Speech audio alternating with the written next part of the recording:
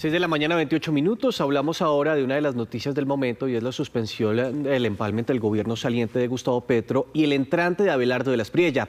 El vicepresidente electo José Manuel Restrepo habló con Noticias Caracol y allí invitó a una resistencia constitucional y reiteró que la comunicación con el gobierno saliente está totalmente cortada. Hay una ley que regula los empalmes en sus formas. ¿Ustedes qué van a hacer ante una obligatoriedad? ¿Hay una ley que los obliga a las dos partes a hacer empalme? Lo que tenemos absolutamente claro es que hemos venido haciendo lo que tenemos que hacer en el marco de la institucionalidad, que significa solicitar la información del caso por parte del gobierno saliente. Y el gobierno saliente tiene la obligación de cumplir con base en la ley de entregar esa información, toda y cada una de las partes de esa información. Esa es una obligación que, entre otras, además, da lugar a investigaciones disciplinarias cuando no se cumple. Lo que hemos venido haciendo hasta este momento es enviar los derechos de petición, enviar la solicitud de información, hacer la tarea durante 8 meses de revisión de toda la información pública sobre cada una de las entidades. Yo le pregunto lo siguiente, en este momento de reflexión pausada, no hay que pensar y cómo desatar este nudo de polarización tan tremendo que tenemos. Unas acusaciones de parte y parte, muy fuertes, muy duras, y el país en la mitad, la población en la mitad. ¿Cómo pensar en los colombianos, en bajarle a esa polarización? Yo creo que el camino es muy fácil, Juan Camilo. El camino es muy fácil y es el que hemos nosotros adoptado. Primero, hablarle claro a los colombianos, con transparencia, sobre las cifras, sobre los hechos, sobre los datos y sobre la información de cada una de las entidades. Pero sobre todo, respetar la democracia. Es tan simple como eso. Hay que respetar la democracia. Y el principio esencial de respetar una democracia es respetar la decisión soberana y libre del pueblo colombiano. Decisión que se reflejó en las urnas, en la elección presidencial, en la elección de Abelardo de la Espriella como presidente de la República de Colombia. Tan simple como respetar la democracia y las instituciones sería el camino de solución a esta dificultad. Lo único que yo sé es que de verdad lo que está viviendo Colombia hoy, Colombia no se lo merece. Los ciudadanos de Colombia no se merecen esto. No se merecen un gobierno que actúe de semejante manera, contrariando la democracia, contrariando las instituciones. Y yo invito a todos los colombianos a una resistencia constitucional, que significa salir a defender la constitución política. ¿Usted me puede desmenuzar eso de resistencia constitucional que también habló el presidente electo Abelardo de la Espriella cerrando su alocución? ¿Qué es en la práctica?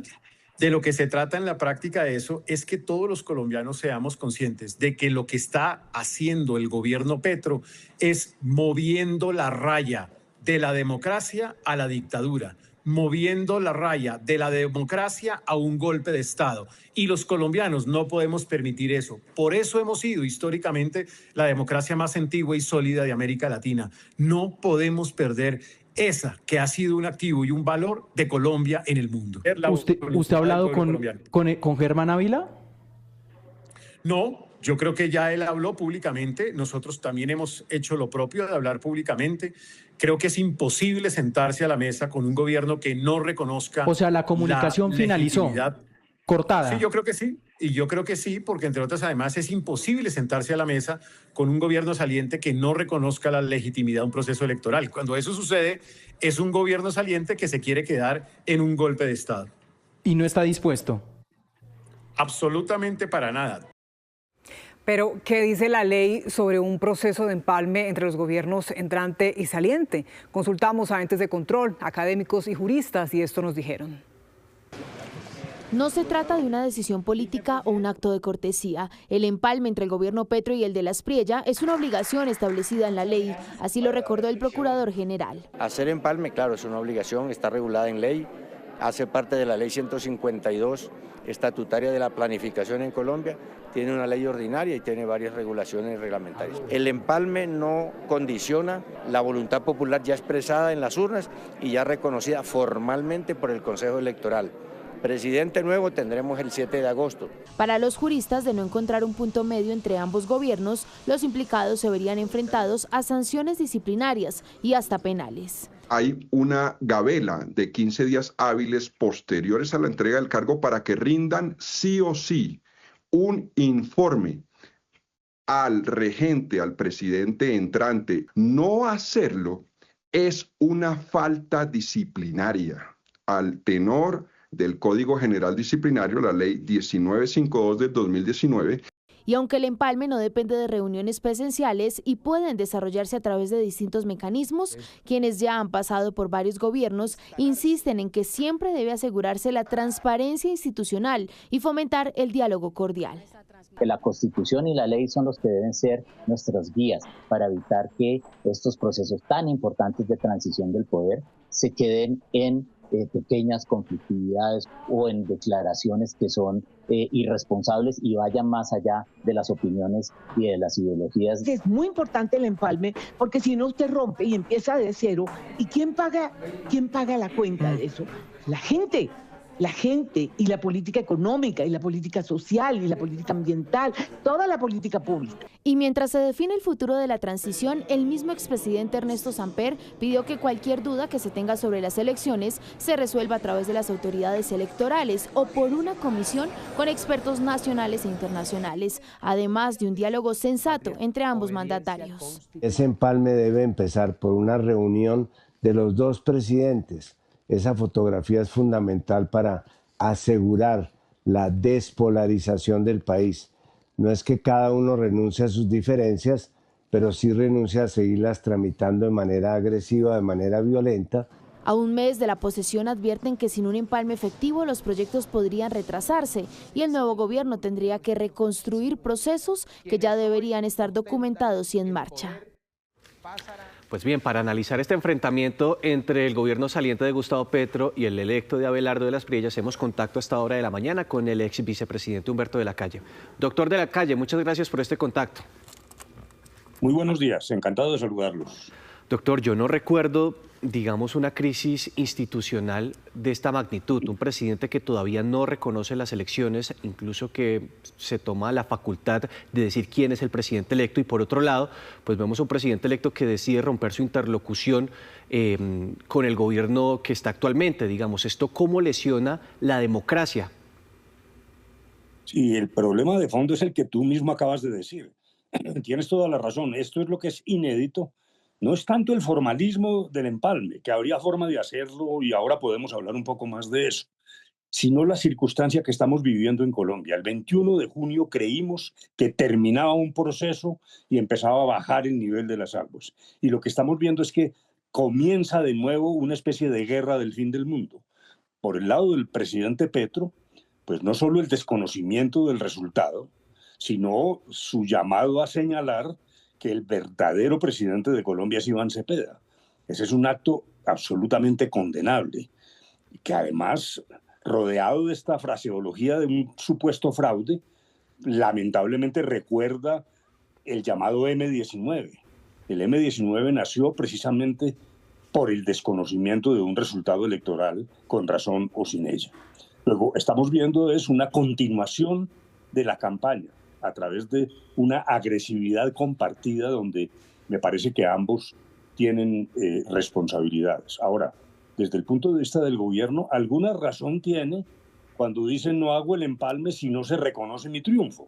Dijéramos, ese es un argumento de fondo, pero yo creo que no debemos quedarnos en las ramas del formalismo. Lo que se puede hacer y debe hacerse, el gobierno saliente es un informe, y el gobierno entrante podrá controvertirlo, y si se cruzan mensajes, habrá forma de hacerlo de tal manera que se cumpla la ley. Pero para mí ese no es el problema de fondo. El problema es que desde ambos ángulos de la política lo que estamos viendo es el aumento de la confrontación. Aquí hay que llamar a ambas partes a bajar el ánimo. Primero tiene que estar Colombia. No podemos estar los colombianos sujetos a que la consigna sea destruir este país. Luego me parece que lo que la sociedad debe decir ahora es que la obligación de todas las partes en política es entrar en un proceso de respeto y de reflexión. Y es que ni siquiera lo vimos con diferencias marcadas de mandatarios, como por ejemplo del paso del gobierno del expresidente Samper al expresidente Pastrana, o del mismo expresidente Duque al presidente saliente Gustavo Petro. Esto, con lo que usted nos dice, esta confrontación de lado y lado, ¿podría generar algún riesgo en esa transición democrática, doctor de la Calle? Pero sin duda, el verdadero riesgo para mí es que lo que está en juego es la Constitución. ¿Por qué? De ambos lados. Por un lado, porque el desconocimiento del resultado, el aseverar que es Iván Cepeda el presidente, y ese lamento victimizante del doctor Gustavo Petro, que ya habla de persecución, de su vida, etcétera, me parece que eso no contribuye en nada y, repito, regresa uno con su memoria tristemente al nacimiento del M-19. Pero Abelardo de la Espriella también debe entender que él encarna la legitimidad, que no está en campaña, que tiene que usar un lenguaje también de moderación cuando uno entiende su molestia. El doctor Iván Cepeda, por su lado, después de que hizo una campaña seria, ahora viene con la tesis de la desobediencia civil. ¿Qué es lo que está proponiendo? ¿Desobedecer qué? Frente a un gobierno que ni siquiera ha comenzado. Luego, aquí hay responsabilidades y todas confluyen en el desconocimiento de la Constitución, entre otras cosas, porque en el círculo del doctor de la Espriella, y esto me preocupa mucho, lo que se habla ahora es de una guerra cultural. Aquí cada uno está viendo que el otro es un enemigo y que hay que destruir, y me parece que ese es el peor escenario para Colombia. Doctor de la Calle, precisamente quiero citarle una frase que está diciendo hoy el diario El Espectador en su editorial. Dice que nuestro país es de mecha corta y la violencia siempre está buscando excusas para aparecer. Y en este escenario que estamos viviendo entre un gobierno entrante y uno saliente, pues parece que esta situación puede estar aquí a la vuelta de la esquina.